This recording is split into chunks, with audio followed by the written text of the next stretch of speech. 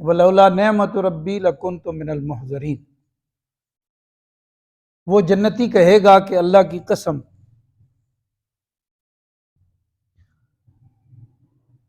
یہ جو مجھے منع کرتا تھا نا کہ تم کیوں تصدیق کر رہے ہو جناب رسالت مآب صلی اللہ علیہ وسلم کی، اگر میں اس کی بات مان لیتا تو آج برباد ہوتا، اللہ رب العالمین کا کرم نہ ہوتا تو میں بھی آج جکڑے ہوئے لوگوں میں سے ہوتا، جن کو جکڑ کے حاضر کیا گیا تھا اور پھر عذاب سنا کے جہنم میں جھونکا گیا، میں بھی انہی میں سے ہوتا۔ گزشتہ آیات میں قال قائل منہم انی کان لی قرین یقول ائنک لمن المصدقین اذا متنا وکنا ترابا وعظاما ائنا لمدینون، کہ ایک کہنے والا یہ کہتا تھا کہ جب وجود ختم ہو جائیں گے، ہڈیاں بھی گم ہو جائیں گی، کوئی نام نہ نشان رہے گا، تو یہ محمد صلی اللہ علیہ وسلم فرما رہے ہیں کہ تمہیں پھر اٹھایا جائے گا ساروں کو، اور ایک ہی وقت میں اٹھایا جائے گا اور اللہ پاک کی بارگاہ میں پیش کیا جائے گا۔ وہ حساب کتاب کا دن ہوگا۔ جس ہستی نے یہ کائنات بنائی ہے وہ اس پہ قادر ہے، تو یہ بات تو نہیں سمجھ آ رہی، تو تم اس بات کی تصدیق کر رہے ہو، وہ کہاں ہے؟ تو پھر وہ شخص دکھایا جائے گا جہنم کے اندر، نیچے دکھا دیا جائے گا، اس کی حالت دیکھ کے پھر وہ جنتی کہے گا کہ اللہ کی قسم اگر اس کی بات میں سن لیتا تو میں بھی مارا جاتا، آج میرے بھی یہ حالات ہوتے، اور اللہ پاک کا اگر کرم نہ ہوتا، مہربانی نہ ہوتی، تو میں بھی مجرموں کی طرح جکڑا ہوا آخرت میں پیش ہوتا، اور پھر مجھے فیصلہ سنایا جاتا، اور اس فیصلے کے بعد اسی کے ساتھ میں موجود ہوتا۔ یہ مشرک کہتے تھے، ابھی بھی اس قسم کے ذہن گردش کر رہے ہیں کہ یہ کیا ہے کہ مر کھپ جائیں گے پھر دوبارہ ایک ہی دن میں اٹھایا جائے گا، یہ کیا باتیں ہیں، افسانہ ہے، نعوذ باللہ۔ ان سے کہا جاتا ہے یہ اللہ رب العالمین نے فرمایا، وہ کہتے ہیں وہ کون ہے؟ یہ بھی تو اپنے ذہن سے بنائی ہوئی کہتے ہیں بات ہے، اللہ تو کوئی نہیں، نعوذ باللہ ثم نعوذ۔ یہ فطرت مسخ ہو چکی ہوتی ہے ایسوں کی، مشرکوں سے بھی پرے ہیں یہ، مشرک اللہ پاک کو مانتے تھے لیکن آخرت کا انکار کرتے تھے۔ اس لیے لازم ہے کہ تربیتی نشستوں میں جڑا جائے، دلائل کو سنا جائے، قرآن پاک کو سیکھا جائے، اہل علم سے مستقل رابطے رکھے جائیں۔ اس دور کے مسلمان کو جتنی اس کی ضرورت ہے شاید اتنی ضرورت پہلے کبھی نہیں تھی، اور جو جو وقت گزرتا جا رہا ہے یہ ضرورت بڑھتی جا رہی ہے، لیکن افسوس ہم اس حوالے سے بہت پیچھے سے پیچھے جا رہے ہیں، حصول دنیا اور حرص دنیا میں آگے سے آگے بڑھ رہے ہیں، اور حالات ہمارے سامنے ہیں۔ یہ جنتیوں کی بات ہو رہی ہے، اور جو جنت والے ہوں گے نا وہ بہت سیدھے دل والے ہوں گے۔ حدیث پاک میں آتا ہے، نبی پاک صلی اللہ تعالی علیہ وسلم نے فرمایا کہ مومن جو ہے وہ بہت سیدھا سادہ سا ہوتا ہے،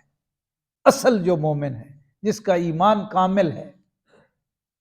اس کی وجہ یہ ہوتی ہے کہ وہ دنیا کے لیے کوئی چکر بازی اختیار نہیں کرتا، اس کے پیش نظر آخرت ہوتی ہے، اسے جیتے جی اپنی قبر دکھائی دیتی ہے، تو وہ پھر لمبے چوڑے چکروں میں نہیں پڑتا، چال بازیوں اور چالاکیوں کو دنیا کے حصول کے لیے اختیار نہیں کرتا، سیدھی سادی اس کی طبیعت ہوتی ہے، صاف ستھری سی بات کرتا ہے۔ تو وہاں بھی یہ کہیں گے افما نحن بمیتین الا موتتنا الاولی وما نحن بمعذبین، کیا اب ہمیں تو نہیں موت آئے گی نا، وہ جو ایک آئی تھی پہلے بس وہی تھی نا، اب تو موت نہیں آئے گی نا، اور ہمیں عذاب بھی تو نہیں دیا جائے گا نا، اب جنت میں پہنچ گئے ہیں، ناز نہیں ہے کہ اب بس ہم کامیاب ہو گئے ہیں، نہیں، پھر بھی اس طرح کی سادگی کی گفتگو، یہ اس کو دیکھا ہے، یہ اب ہمارے ساتھ تو نہیں ہوگا نا، اب ہمیں تو موت نہیں آئے گی نا، ہمیں کوئی عذاب تو نہیں دیا جائے گا نا، بس وہی ایک موت تھی نا۔ حدیث پاک میں آتا ہے موت ختم کر دی جائے گی، نہ اہل جنت پہ موت آئے گی اور نہ اہل جہنم پہ موت آئے گی، موت ہی ختم، موت پہ موت آ جائے گی۔ ان ھذا لہو الفوز العظیم، یہی تو وہ ہے بڑی کامیابی، یہی تو وہ بڑی کامیابی ہے۔ لمثل ھذا فلیعمل العاملون، عمل کرنے والوں کو زور لگانا چاہیے کہ وہ ایسے عمل کریں کہ یہ نتیجہ ان کو نصیب ہو جائے، اپنے سارے کام کاج دنیا کے لیے مختص نہ کریں، آخرت کے لیے کوشش کریں، جو زندگی دائمی ہے، کبھی نہ ختم ہونے والی ہے۔ دنیا کے لیے جتنا کچھ کر لیں گے وہ بہرحال چند دنوں کے بعد نہیں تو چند سالوں کے بعد ختم ہو جائے گی، ہو سکتا ہے چند لمحوں کے بعد بھی ختم ہو جائے، یہ کسی کو معلوم نہیں ہے۔ اذالک خیر نزلا ام شجرۃ الزقوم، کیا یہ جو مہمان داری ہے یہ بہتر ہے یا وہ جو شجر زقوم ہے، وہ یہ کیا ہے؟ دوزخ کا درخت ہے، آگ کا، آگ کے اندر درخت۔ انا جعلناها فتنة للظالمین، بے شک ہم نے اس کو ظالموں کے لیے آزمائش کر دیا ہے، یعنی وہ آگ کی شدت ایک طرف، یہ کھانا ان کے لیے اس سے بھی زیادہ مشکل ہوگا۔ انہا شجرۃ تخرج فی اصل الجحیم، یہ وہ درخت ہے جو جہنم کی تہ میں سے، جڑ میں سے اگتا ہے، نکلتا ہے۔ طلعھا کانہ رؤوس الشیاطین، اب وہ جو اس کو جو کھانا ہے، جو اس کے کانٹے ہیں، جو کچھ ہے، وہ ایسے جیسے شیطانوں کے سر، یہ محاورہ ہے، اس کو دیکھنا ہی بڑا ہیبت ناک منظر ہے، اس کی جو بناوٹ ہے وہی دل دہلا دینے والی ہے۔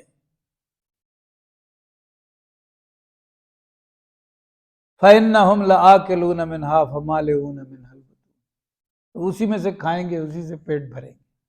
کھانا نہیں چاہیں گے، دیکھنا بھی نہیں چاہیں گے، لیکن کھانا پڑے گا۔ اب اس کے کھانے سے جو تکلیف، انا جعلناها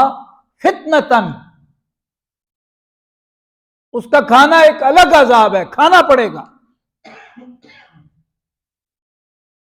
اور اس سے جو شدت کی پیاس پیدا ہوگی، چلائیں گے، ثم ان لهم علیہا لشوبا من حمیم، کھولتا ہوا پانی، پیپ جس میں شامل ہوگی، وہ انہیں دیا جائے گا، وہ پلایا جائے گا، یہ پیو۔ یہ اللہ رب العالمین فرما رہے ہیں، یہ کھلا کے، یہ پلا کے پھر دوزخ میں جھونک دیا جائے گا۔ ثم ان مرجعهم لإلی الجحیم، کیا کیا انہوں نے؟ انہم الفوا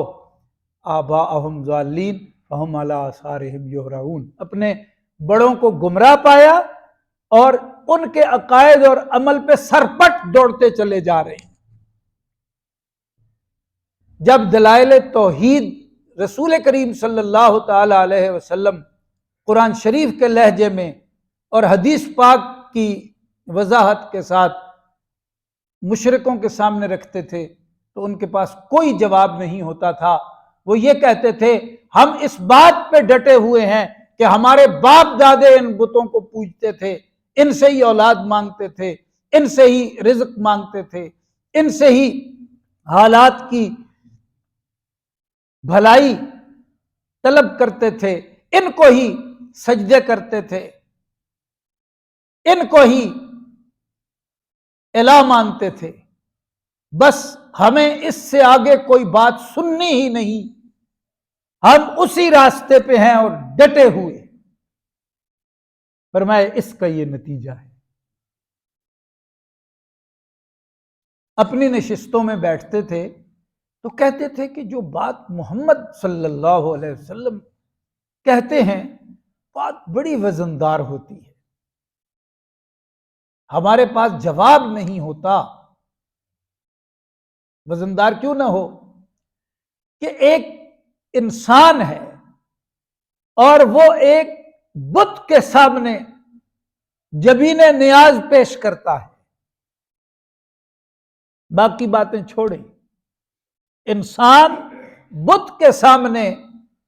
دامن پھیلا رہا ہے، اس کو اپنی مشکلیں بتا رہا ہے، اس سے حاجت روائی چاہتا ہے۔ کیسی بے عقلی کی باتیں ہیں۔ بت کو بنایا کس نے؟ خود اپنے ہاتھوں سے بنایا۔ جس کو اپنے ہاتھوں سے بنایا ہے اس کو معبود مان لیا۔ اللہ رب العالمین نے سمجھ عطا کی ہے۔ کوئی دلیل، ہمارے ایک استاد تھے اللہ انہیں غریق رحمت فرمائے، وہ فرماتے تھے اس بات پہ کون سی دلیل چاہیے کہ جس کو تم اپنے ہاتھوں سے بنا رہے ہو وہ تمہاری عبادت کے لائق ہو جائے، جب اس بات کو رد کیا جاتا ہے تو کون سی دلیل اس کے لیے چاہیے؟ خود ہی سمجھ جانا چاہیے کہ یہ سب جھوٹ ہے۔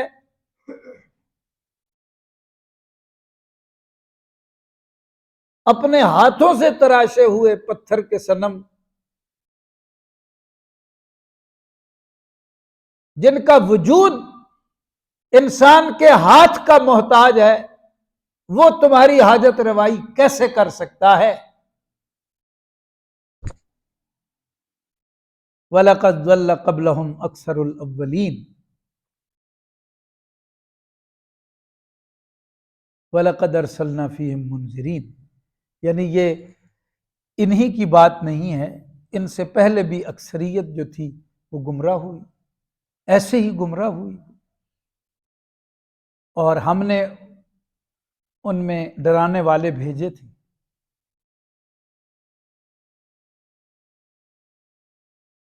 سابقہ امتوں میں انبیاء کرام آتے تھے، پھر انبیاء کرام کے نمائندے بھی یہ کردار ادا کرتے تھے۔ فانظر کیف کان عاقبۃ المنذرین، تو ذرا دیکھو